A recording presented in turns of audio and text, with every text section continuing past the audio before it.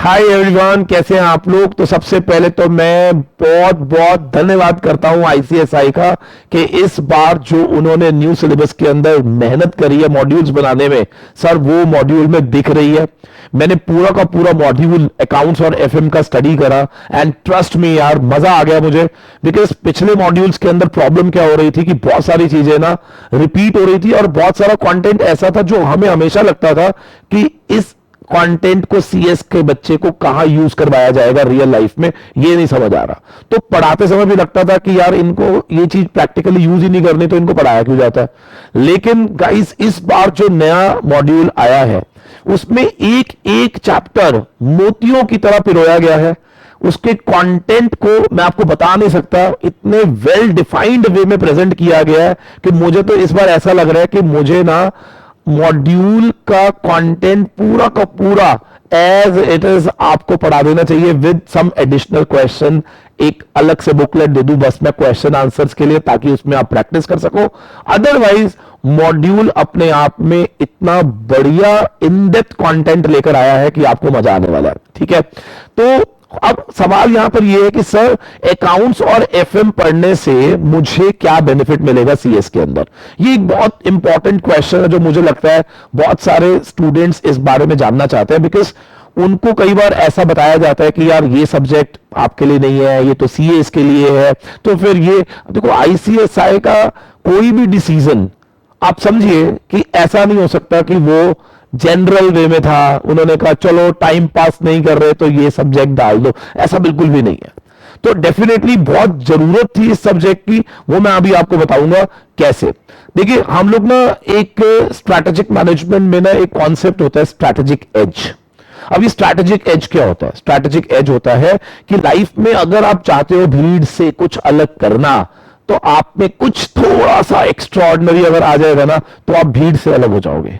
छोटा सा एक एग्जाम्पल देता हूं, मैं आपको समझाता हूं मैं क्या कहना चाह रहा हूं। मैंने कहा फॉर एग्जाम्पल के तौर पे 100 लोग इंटरव्यूज में बैठे हैं, लेकिन उनमें से एक ऐसा है जो ऑल इंडिया रैंक 1 है या ऑल इंडिया रैंक होल्डर है। तो आप समझ लीजिए कि इंटरव्यूज में भले ही 100 लोग बैठे हैं, लेकिन वो जो रैंक होल्डर बैठा है ना, उसके पास एक स्ट्रैटेजिक एज तो है। यस और नो? बिल्कुल है। इसी तरीके से अगर मैं ये कहूं कि आप सब लोग पढ़ाई कर रहे हैं, लेकिन जो बच्चा पढ़ाई करेगा थोड़ा सा एक्स्ट्राऑर्डिनरी एफर्ट लगाकर, कुछ अलग से प्रेजेंटेबल नोट्स बनाकर, तो क्या उसको भी एज मिलेगा? बिल्कुल सर। तो बिल्कुल इसी तरह से मैं आपको बताता हूं कि यह सब्जेक्ट आपके कंपनी सेक्रेटरी के प्रोफेशन में एज दिला सकता है आपको। आप समझ रहे हैं? एज दिला सकता है। क्या होता है कि मान लीजिए कि लॉ तो मैं पढ़ ही रहा हूं, लॉ तो सारे पढ़ रहे हैं, लॉ तो सारे पढ़ रहे हैं, तो फिर आप में एक्स्ट्रा क्या है? सर मेरे में एक्स्ट्रा ये है कि मैं लॉ के साथ ना अकाउंट्स की भी नॉलेज रखता हूं, फाइनेंस की भी नॉलेज रखता हूं। डेफिनेटली क्या जब एक भीड़ में 100 लोग इंटरव्यू दे रहे होंगे, और अगर मैं ये कहूं कि आपको लॉ के साथ अकाउंट्स और फाइनेंस की भी नॉलेज है, तो क्या आपको एक एज मिलेगा? यस और नो? बिल्कुल सर, बिल्कुल एज मिलेगा। और मैं आपको एक चीज बताऊं, लाइफ में ना मैं हमेशा एक चीज बोलता आया हूं सारे लोगों को कि यार जिंदगी में ना कुछ भी ऐसा करो जिससे अपने आप को भीड़ से अलग करो। ठीक है ना? भीड़ से अलग करो। और भीड़ से अलग कैसे किया जाता है? कुछ ऐसा एक्स्ट्राऑर्डिनरी करके जो बाकी लोग आपको लगता है कि नहीं करेंगे, वो उसको लाइटली लेंगे। तो अगर मैं वो अच्छे से कर लूंगा तो मेरे पास क्या आएगा? एक एज आ जाएगा। समझ आया जी? चलो बहुत बढ़िया। एक तो हमारा ये पॉइंट क्लियर हो गया। दूसरा जो मैं आपको बताने जा रहा हूं, ध्यान से सुनना, बहुत इंपॉर्टेंट है कि जो कंटेंट है वो मैं आपको पहले दिखाता हूं कि मैं क्यों ऐसा कह रहा हूं कि इस बार जो कंटेंट बनाया गया that is superb content. Superb content यार, मजा आ रहा है। मैं I am so excited to start the classes. और आई होप सबको मालूम है कि मेरी क्लासेस कब से स्टार्ट हो रही है, जल्दी जल्दी बता दो।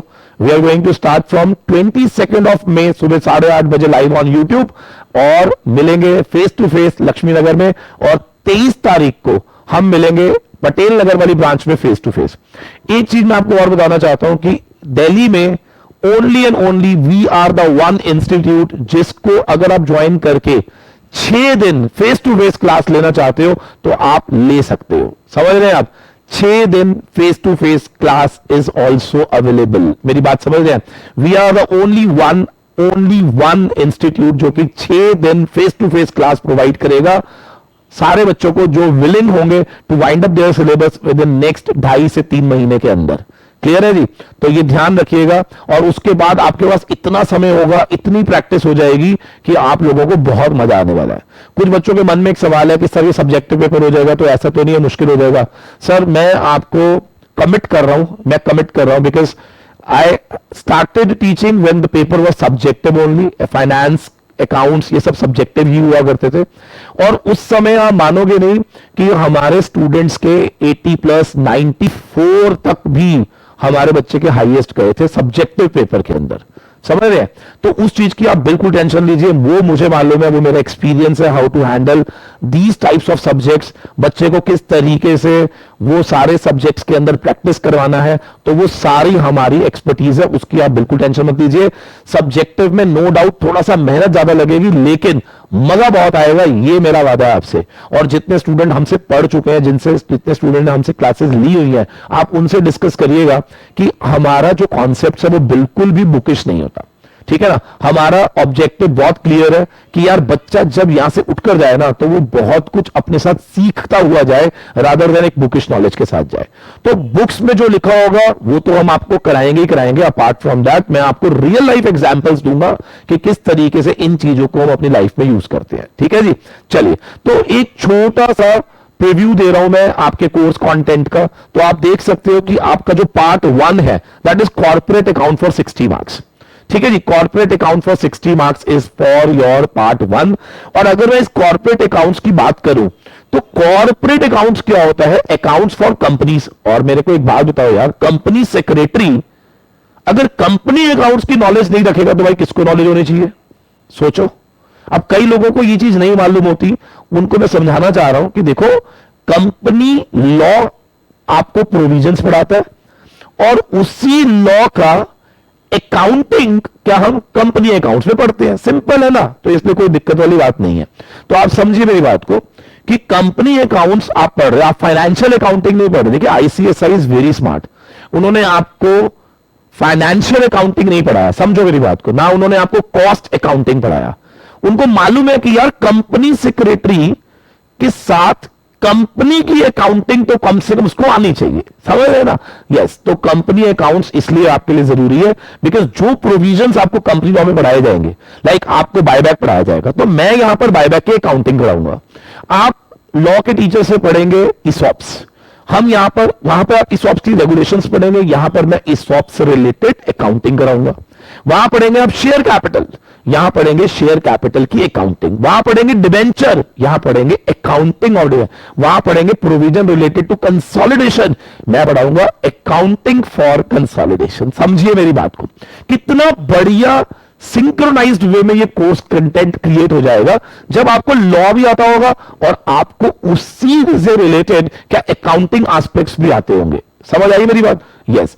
तो बेसिकली इंटेंट बहुत क्लियर था कि अगर मेरी कंपनी में अगर एक कंपनी सेक्रेटरी आता है और वो मुझसे कहता है कि मैं उससे एक्सपेक्ट करता हूं कि बायबैक के सारी चीजें उसी को करनी है, तो बेटा मैं चाहूंगा कि बायबैक से रिलेटेड अकाउंटिंग भी उसको आनी चाहिए। अब ऐसा नहीं हो सकता ना, एक छोटे से पार्ट के लिए हम एक चार्टर्ड अकाउंटेंट हायर करेंगे। समझ रहे मेरी बात? यस। तो दैट वाज द बेसिक, और इसीलिए मैं बार बार बोल रहा हूं कि इस चीज को ध्यान में रखते हुए कि कौन सी चीजें आपके लिए रिलेवेंट है वो रखी गई है कॉर्पोरेट अकाउंट्स के अंदर। क्या क्लियर हो गया? Very good. सर अभी बात समझ नहीं आई, व्हाई फाइनेंशियल मैनेजमेंट? ये क्वेश्चन बहुत बढ़िया पूछा है मेरे से। सर फाइनेंशियल मैनेजमेंट की जरूरत क्या थी? भाई एक बात बताओ, सीएस बनने गए, पैसा कमाएंगे, है ना? पैसा कमाएंगे, उस पैसे को मैनेज करना नहीं सीखोगे? कमाल कर दी यार। फाइनेंशियल मैनेजमेंट तो मुझे लग रहा है सबको सीखनी चाहिए, सबको सीखनी चाहिए। कॉमर्स वाले को भी सीखनी चाहिए, नॉन कॉमर्स बैकग्राउंड वाले को भी सीखनी चाहिए। आप समझिए मेरी बात को। जरूरी नहीं होता कि हर चीज नौकरी से जुड़ी होती है यार, अपने पर्सनल फाइनेंसेस को भी मैनेज करना आना चाहिए ना। अब पर्सनल फाइनेंसेस को मैनेज करने के लिए फाइनेंस मैनेजमेंट तो सीखोगे ना। तो जरूरी नहीं होता कि फाइनेंस मैनेजमेंट का मतलब यही होता है कि नहीं यार ये तो सीए का काम है। अबे भाई सुनो, अपने घर में भी आप अपने फाइनेंसेस को मैनेज करो। समझ रहे हैं मेरी बात? फाइनेंशियल मैनेजमेंट बेसिकली क्या है? Where we will learn how to manage finances. Simple है। where we are going to learn how to manage finances. मेरी बात समझ आ गई? So management of finance basically हमें यहां पर सीखना है. I hope clear to everyone. ठीक है सर. अब कितने नंबर की वेटेज है सर? सर अब देखते हैं जरा. यहां पर जब आप आएंगे तो फाइनेंशियल मैनेजमेंट की वेटेज कितनी है? 40 मार्क्स की वेटेज है. कितने मार्क्स की वेटेज है? 40 मार्क्स की वेटेज है. और आप देखेंगे इसके अंदर we have number of chapters like time value of money, capital budgeting, cost of capital, capital structure, dividend decision, working capital. ये इतने बड़े बड़े चैप्टर्स हैं, इतने बड़े बड़े कॉन्सेप्ट्स हैं इसके अंदर, इतने बड़े बड़े क्वेश्चंस हैं इसके अंदर कि मैं आपको बताने जा रहा हूं कि मजा ही आने वाला है आपको. जब आप एफएम और कॉर्पोरेट अकाउंट्स का कंटेंट देखोगे ना, मजा आ जाएगा आपको, दिल खुश हो जाएगा मेरी जान. आपको लगेगा यार सर बन गया अब हमारा हिसाब किताब. क्लियर है या नहीं? एक चीज मैं आपको और बताता हूं जो मुझे लगता है कि पर्सनली आप लोगों को पता होनी चाहिए कि ना, आपको पता है आपकी लाइफ में ना नंबर्स बहुत जरूरी है. शायद आपको नहीं पता, मैं आपको बताता हूं. नंबर्स का रोल बहुत होता है, पता है आपको लाइफ में ना. अगर आप चाहते हो कि आपका एनालिसिस स्ट्रांग हो, आपका विजन स्ट्रांग हो, तो उसके लिए नंबर सिस्टम स्ट्रांग होना बहुत जरूरी है. शायद इसीलिए बचपन से आज तक आपको मैथ्स पढ़ाया जाता था. मैथमेटिक्स इसलिए नहीं पढ़ाया जाता था कि आपको मैथ्स से बहुत कुछ आगे जाके यूज करना है, लेकिन मैथ्स पढ़ने का इंटेंट था कि आपका एनालिटिक्स बढ़िया हो जाए. समझ रहे? तो फाइनेंशियल मैनेजमेंट में बेसिकली हम नंबर्स की बातें करेंगे, है ना. कॉर्पोरेट अकाउंट्स में भी हम लोग कहीं ना कहीं नंबर्स की बातें करेंगे. और मुझे लगता है कि लाइफ में हमेशा याद रखना, एनालिटिक्स को स्ट्रांग करने के लिए कोई ऐसे सब्जेक्ट्स होने बहुत जरूरी है जिनमें नंबर्स होते हैं. समझ रहे ना? यस. तो इन सब इंटेंट के साथ आईसीएसआई ने इस सब्जेक्ट को इस तरीके से डिफाइन किया कि यार इस बार कोई भी ऐसा कंटेंट नहीं डालना जो कि आपके लिए यूजफुल ना हो. क्लियर है या नहीं? तो यस. तो मेरी आपसे रिक्वेस्ट है कि आप like other subjects, with due respect to all the subjects, आप पूरा 100% अपना डेडिकेशन दीजिए. इंजॉय करो पढ़ाई को, प्रेशर मत लो. ठीक है ना? जो सब्जेक्ट आपको पढ़ाया जा रहा है डेफिनेटली उसके पीछे कोई रीजंस है. उन रीजंस को समझते हुए, उनको ध्यान रखते हुए आप एक एज क्रिएट करने के लिए इन सब्जेक्ट्स को दिल से पढ़ो. एंड ट्रस्ट मी, ना मजा आ जाए तो आप मुझे बताना, दिल खुश हो जाएगा आपका. ये मेरा वादा है आपसे. I am C Arun Setia. आप सब जानते ही होंगे, नहीं जानते तो जान लो, अभी भी नहीं जानते तो जान लेना. 22 मई को जब मैं आ रहा हूं लाइव 8:30 बजे सुबह. ठीक है जी, मिलते हैं. तब तक good bye to everyone. Thank you very much. God bless you all. कब मिलना है?